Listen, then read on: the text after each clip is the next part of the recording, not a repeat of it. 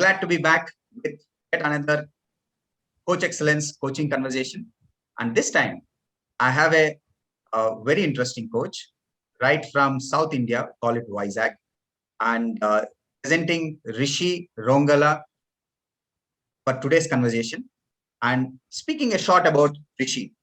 Rishi is a transformative coach with multiple specialization in the fields of human potential, leadership, and high performance. He coaches from a principles-based approach and helps individuals tap into the power of their state of mind and state of being as a means to achieve exponential growth. To further share something about himself, I pass on the baton to Rishi. Over to Rishi. Thanks for joining for the conversation today. Yeah, thanks so much, Kiran. It's lovely to be in this conversation with you. Just to tell you a brief introduction as a continuation of what you've already said.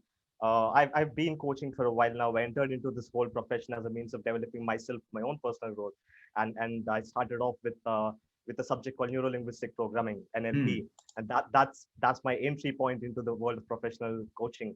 And after that, I've done multiple specializations, mostly related to NLP, related to neuroscience-based coaching, behavioral coaching, and all of that. And finally, settled upon something very interesting known as the three principles approach to coaching, which is what is known as transformative coaching or super coaching. So that's what I do. It's based on helping people master their state of being. And right now, I work as the director of coaching strategy at a US-based consulting firm called McCann Consulting International. And I also run a private coaching practice of a select few set of high performers, leaders, and people who have potential that I see in them. Wow, That's not me. That's great to hear. So let's get going with the questions. The very first one for you. What is coaching to you?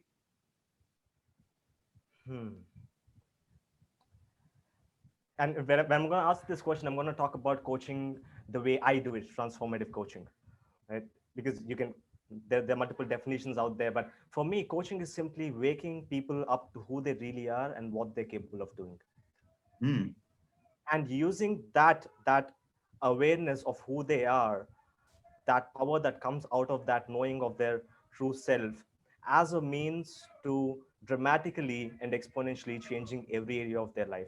So for me, it is not about focusing on one particular solution or one particular problem or challenge. It's more of a radical transformation that has a domino effect on everything that they're looking at. Wow, I think quite a strong words here. Waking people up to who they are. I think that line itself, if you read 3 times, you'll start feeling the energy with it. And you mentioned about awareness, which is a very important aspect that one gets introduced often once the coaching conversations begin.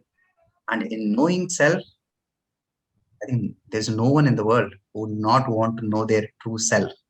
And the used a word, radical transformation. I must agree. In a coaching space, yes, radical transformation is always a possibility. Great beginning. So let's go on with the next question. Who benefits from having a coach? Well, to be honest, any human being, I don't know about other animals. I mean, that's not the coaching I do. But really, coaching for me is opening up to a field of possibility that is different from what you're already living. Like the life you're living, the career that you're having, the relationship, the health, take any specific area of life. It's going in a single linear direction. Coaching is appropriate where you're not satisfied or happy with the direction it's going. You want to go in a different direction, where you do not want your future to be simply an extension of the past, but rather something extraordinarily different. That is a true reflection of your inner potential. So anybody who's up for that game of playing at the next level, of living at the next level, I think they're up for coaching. Very nice.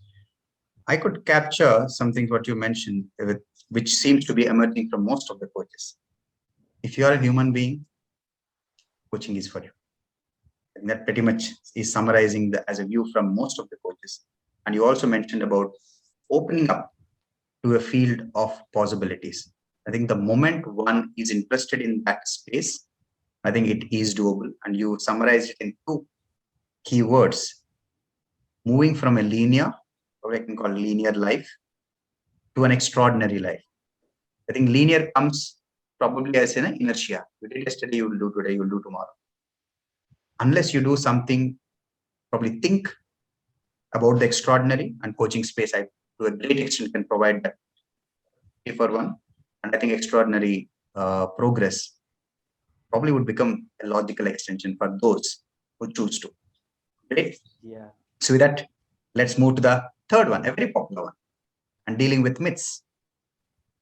One myth about coaching that you'd like to burst today. Hmm.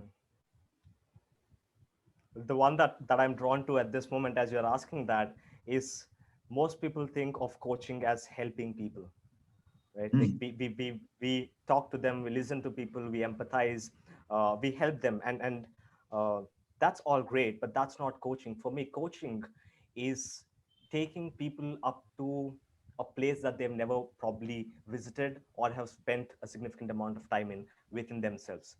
And that's a place that is different from the place that they're living in. And when I'm using the word place, not as a physical place, but a mental space, a field of potential and expression of who they are, Hmm. taking the client to that place where they haven't been to yet and helping them navigate through that and have everything they do as an effortless and natural byproduct or expression of that space. I Uh, think that's coaching, and that's not just simply having somebody feel better or do better at a specific task. That is somebody that's enabling somebody to live better. But when I use the word live or life, I'm not meaning about something generic. I'm talking about every specific thing that you can think of. Think of leadership or high performance or relationships or team building or executive coaching or hmm. any area of life. They're not different from life. They're all a part of life, right? In all of these areas, living in a different way, showing up in a different way, and creating an impact in the world and with other people that's previously unimaginable. Not realizing something that you already imagined, but being able to imagine something afresh and create that into reality. I think that's what coaching is most effective at. Great. I think the first line pretty much speaks closely about this myth. Is often as believed as helping people. So true. Coaching is not about helping people. It is about what you shared a lot about what you shared after. One getting better by choosing a path themselves. And the coach would be there while they navigate it and taking decisions that they would stand by, whether they succeed or not, and they continue the journey. I think uh, that essentially captures a very often misnomer thought of as coaching is helping people. It is a more about the person helping themselves, while the coach is probably holding the space for them and being with them while they navigate, take decisions, think over it, ponder over it, reflect over it, and then make a decision that they feel is good for them and moving forward. And as you also said, one thing before we move to the next question, it necessarily not always is about feeling better. The way is feeling better in many cases will be actually they would probably have a sometimes a shock or a painful moment because they probably have seen or witnessed something that they never wanted to witness in the midst of the conversation. And sometimes these difficult moments, many have vouched, has helped them make the progress and eventually feel better. Great. So with that, let's move to the next question. One coaching memory of yours that you can share with the audience while taking care of the confidentiality part of that. Yeah. Yeah, I can share this one. This is very dear to me because it was one of the first times that I've experienced something like that in a coaching session. Like that was my first practical experience of it. There was this executive leader that I was coaching in India, who once traveled. We were coaching on a long-term engagement, and he once wanted to do a intensive coaching session with me for about a half a day. And he traveled to the place that I was living in, and we met in person, and we were doing this coaching conversation. And he had this huge problem with his board members. Like nobody was listening to anybody else, and everybody were fighting, everybody has a difference of opinion, no work is getting done. And his Mm. complaint was, look, the CEO hired me to do something specific strategy related work, but he's just not letting me do it. And he started bitching about everybody there. And the coaching conversation went in a very radical fashion, in that we slowed down, and we slowed down enough for him to look at what the hell is happening with you rather than what's happening with the board. Because Mm. we can't sit here and try to fix the board. We can only sit here and look at what you and I can do. And we shifted the spotlight onto this person, and we had a conversation about how this person's being works, how his or her mind works, and how that is having an impact on what's happening in the board meetings. And the client was an elderly person. He was in his 50s. He's worked in multiple countries, large positions. He was somebody who shared the table with the likes of Azim Premji and Ratan Tata, Mm. and obviously had not been challenged for a while in his life by anybody. Oh. And he felt absolutely challenged, and his ego came in the way quite naturally. And Mm. he said, so are you telling me to go do this? And I was like, no, I'm not telling you to go do anything. I'm just telling you how this thing is actually playing out. Like, all I'm doing is showing you what's happening. You decide what you want to do. And he fell back, he took a moment, and he started laughing wildly. And I've never seen him so alive in all the time we met. He started seeing something fresh, and he said, you know what, Rishi, I know what I must do. And it's so easy. I just don't know why I didn't see this way out until now. And it's amazing because you don't tell people what to do. They are a whole creative and resourceful person. And in my words, they are the infinite potential of the entire universe flowing through that person. Like, they don't Mm. need my limited perspective or advice as a coach. Like, what they need is for me to enable the expression of the wisdom within themselves to flow out and have that lead what they're going to do. I think that's a wonderful memory for me. Fantastic. Great. I think one, if I were to just summarize from this experience that you shared, what stood out for me was that line or the word, it's all about you. It's less about others, but less about surroundings or circumstances. Like, I think it's most often about you, and relating it with sometimes the conversation often people talk about how do you react or respond. I think sets the stage for many what happens after. Seems to be the case in this case that has gone. And you mentioned another very important point that comes in the way, ego.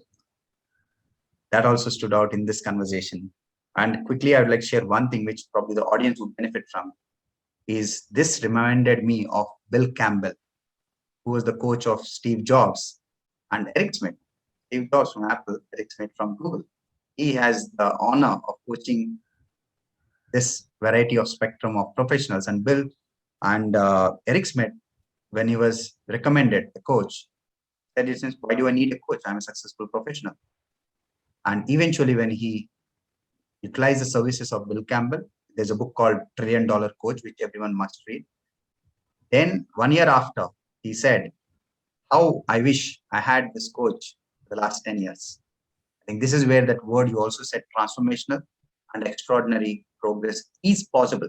But again, it's up to the coach. So with that great experience, thanks for sharing it. So we move to the next one. What are the different levels of coaching on the spectrum of impact that you were talking about when you were discussing? Yeah, that's a great question. I love that. And it's often not one that is asked. Because when we talk about coaching, we talk about, hey, is it relationship coaching? Is it leadership coaching? Is it life coaching? Is it health coaching, wellness coaching? Mm. We talk about coaching in terms of the use case or on where it is used. Right? We don't talk about coaching in terms of its impact or in Mm. terms of its potential. And for me, it's different at the on one side of the spectrum, and I'm no means saying one is better than the other, they're just different from each other. On one side of the spectrum is just in time performance coaching, like where Mm. we just look at what's happening, how you can do better. Like, for instance, I'm going to a presentation in half an hour, I want to feel a little bit more pumped up or less stressed out about it. That's in the moment performance coaching, and that has its use cases, that has its own impact. And on another level, there's the usual leadership executive kind of a coaching where we talk about one particular challenge or behavioral change that needs to happen in a person, and the counterpart for that is the traditional life coaching that Mm. we see happening with people to feel better, to live better, have better relationships. Like that's one area where coaching is possible. But for me, all of this is transactional. Like all of this coaching is transactional in the sense that we're doing coaching directly at the level of what should you do and how should you do it. And in that, there's a pitfall in that we fail to notice before even what you do comes, there's an underlying thought process.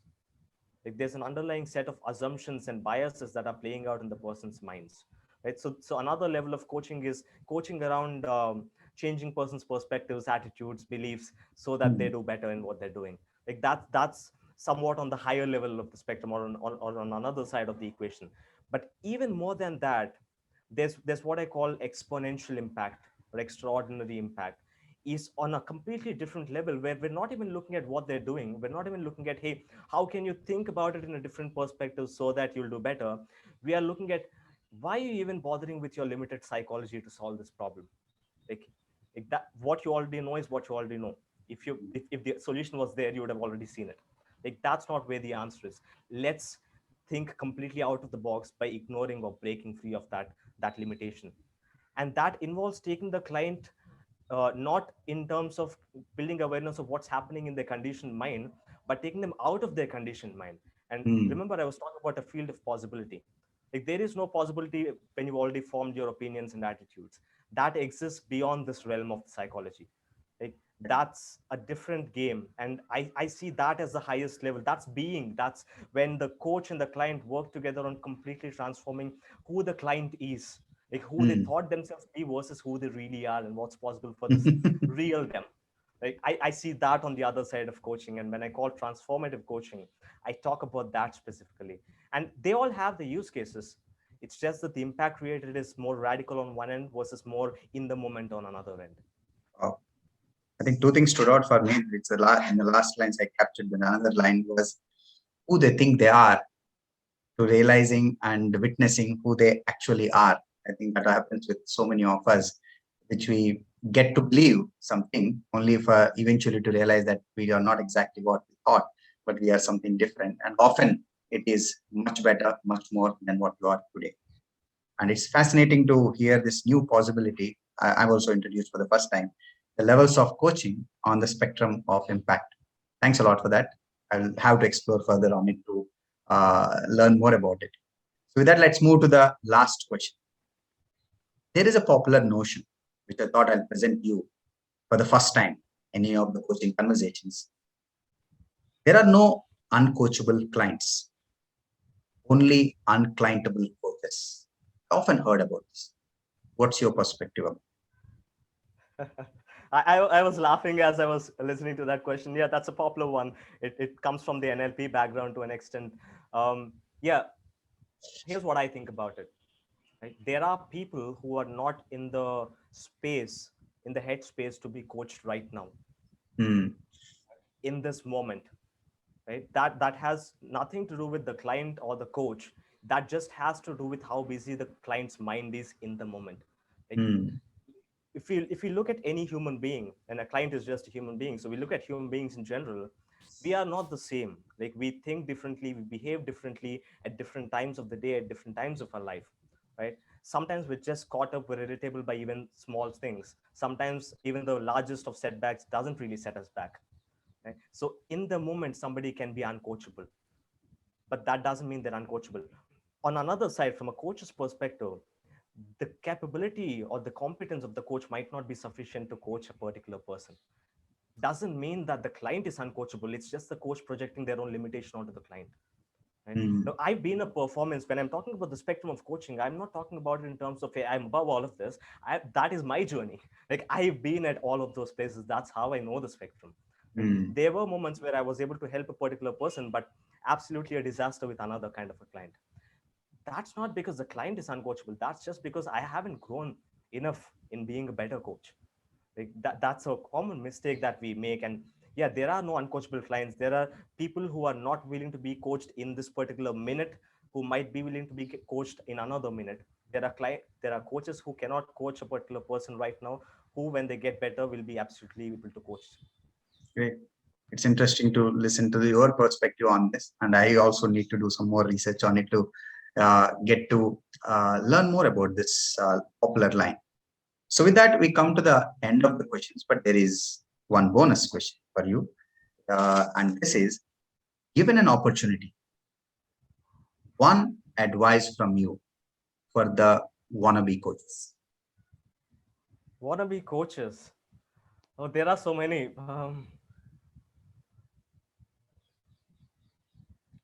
As coaches, when we're in training school, when we're in coaching school, we're taught several tools, several techniques. We're given this 100 powerful questions to ask and all of these structures and methodologies, right? And they're helpful, but they're like training wheels when you're learning to ride a bicycle for the first time. But we don't know that. Nobody tells us that. We think that's how coaching works. Like that the for instance, asking powerful questions, right? Listening deeply, setting a contract for the coaching agreement, setting goals, holding accountability. These are great competencies, these are great skills to have, but that's not coaching. That's just the observable manifestations of what happens in a coaching conversation at a very superficial level. Okay? We try to reverse engineer and learn from that direction.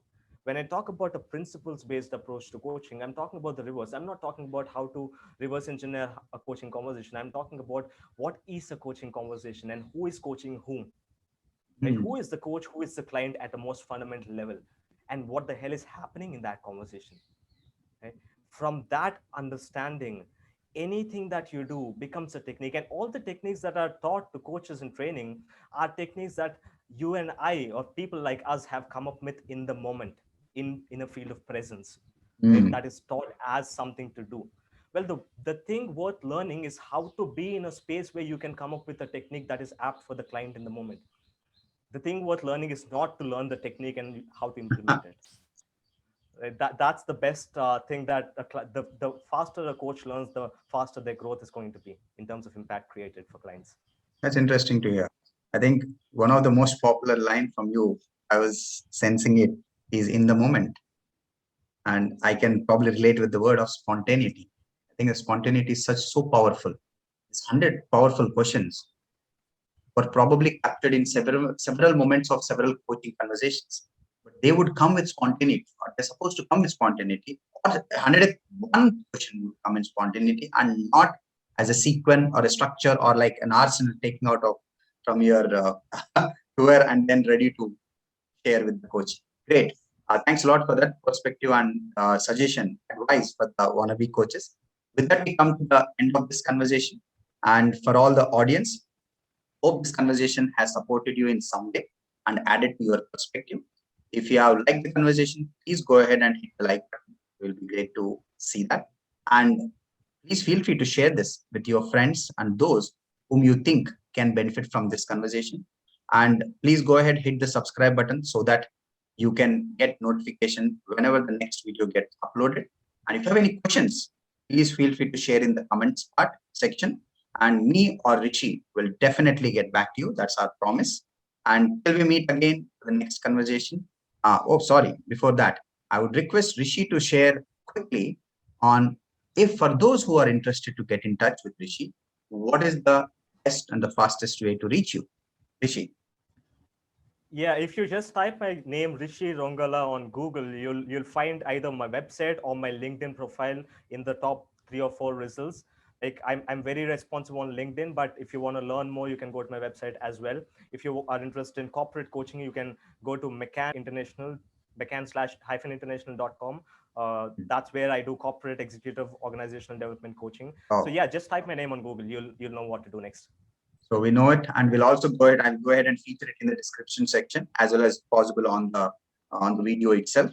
And so till we meet again with the next conversation, for all the audience, please be safe, take good care of yourself, and God bless. And thanks a lot for joining in today, Rishi. All the very best to you as well. Thank you, Kiran.